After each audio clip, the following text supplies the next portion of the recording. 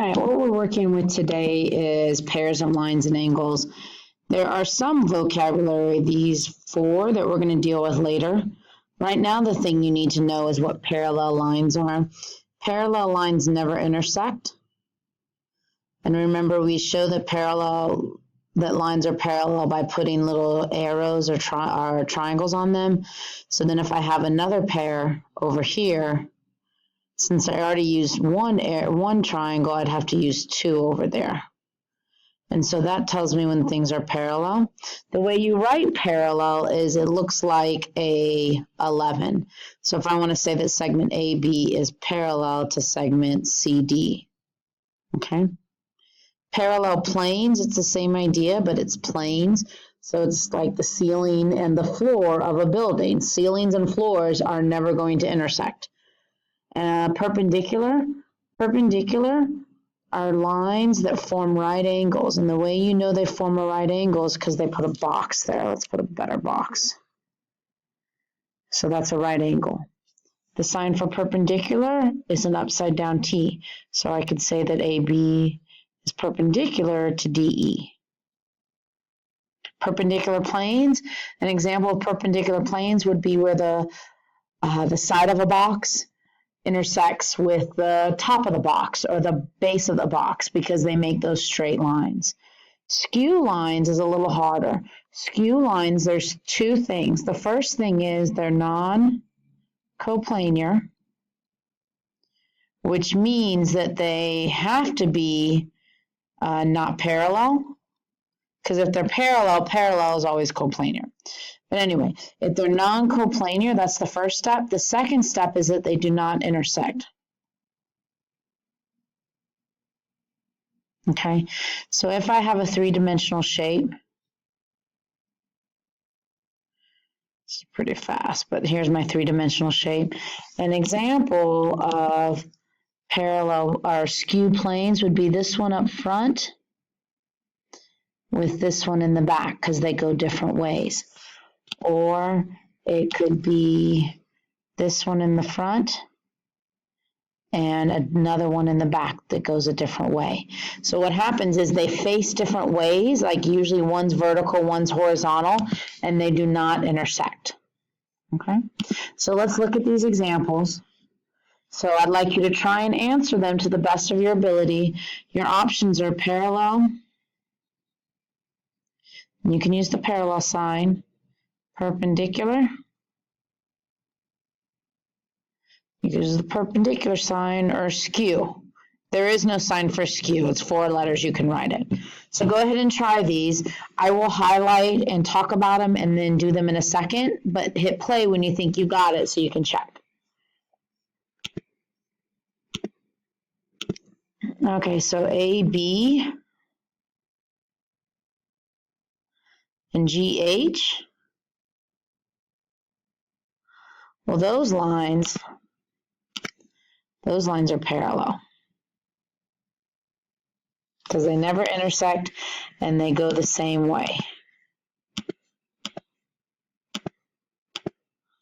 All right, let's try the next one. DC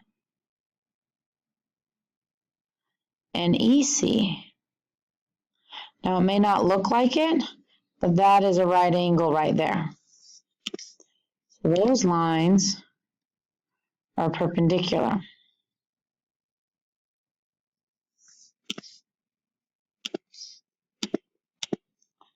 All right, the next one, let's go a different color. DF and GH. If you notice, they're on opposite sides, but they go the same way. So these are going to be parallel.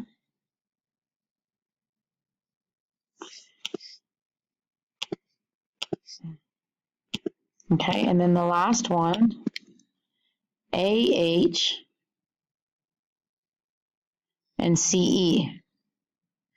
You see how they go different directions and they never intersect? That's an example of skew, and I'm going to leave that example up there. That's an example of skew. All right, now the next one says plane ABG And so I'm going to try and color that in. I'll use a different color. ABG is over here, this plane on the left, and plane DCE over here on the right. How are they related? Well, they're opposite sides. It's like the left and right of a classroom. So these are parallel planes.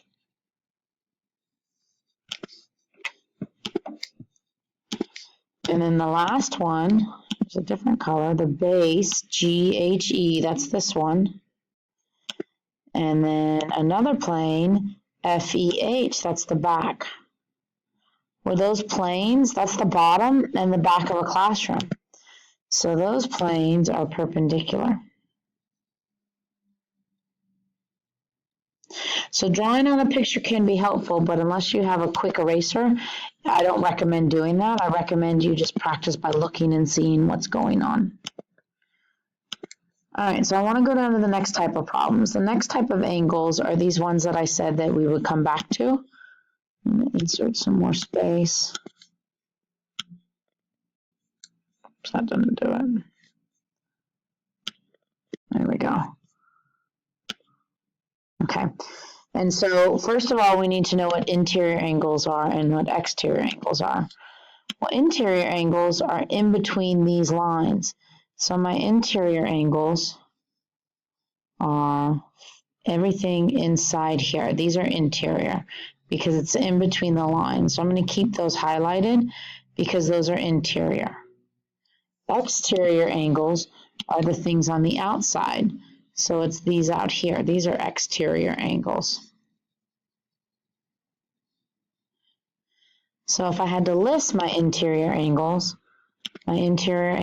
are angle 3, angle 4, angle 5, and angle 6. And my exterior angles are angle 1, angle 2, angle 8, and angle 7. Now, alternate interior, it has two words. The first thing is it has to be interior. But what the other thing is it has to alternate. And so angle 3 is alternate with this one. You see how it alternates sides? So angle 3 and angle 5 are alternate interior. And then if I change my colors to red, the other ones are angle 4 and angle 6. Because they are also interior, but I have to cross across the line to get there. So those are alternate interior. Oops, I didn't mean to erase those 6. Oops. Okay, and I'm going to highlight the interior again because I did not mean to do that, but so those are interior. Okay, so now for alternate exterior, it's the same idea. They have to start by being exterior. So if I look at angle 1 is alternate exterior with angle 7 because they're on alternate sides of this line, which is the transversal. I forgot to say that. That's the transversal. Okay, so 1 and 7. And then the other pair is going to be 2 and 8 because they're on opposite sides of the transversal. So they're on the outside, they're exterior, and they're on opposite sides of the transversal.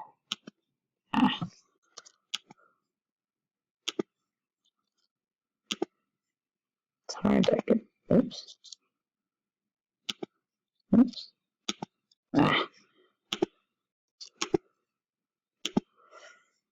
Definitely don't want to erase that one. I don't want to erase that line. That's a hard one to erase. Let's see if I can do it a smaller eraser. Okay, so I finally got that one erased. So now we're talking about consecutive interior. Well, consecutive interior, they have to be interior. So this time it's going to be 3 with 6. They don't alternate sides. They're on the same side of that transversal. And so then that means that 4, look at that bad arrow, 4 is going to go with 5 because they're next to each other. They're on the same side of the transversal.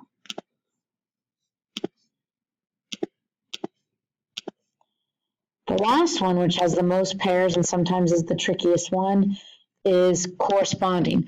Corresponding is when things are in the same spot. So what you do is you kind of look at this set of angles and you look at this set of angles and you look to see which one's in the same spot. Okay?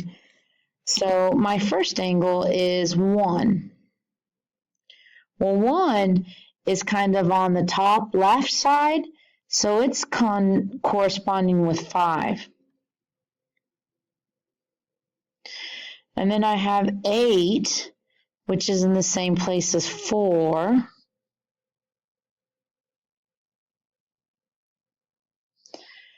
And then I have 7, 2 arrows to that one, which is in the same place as 3.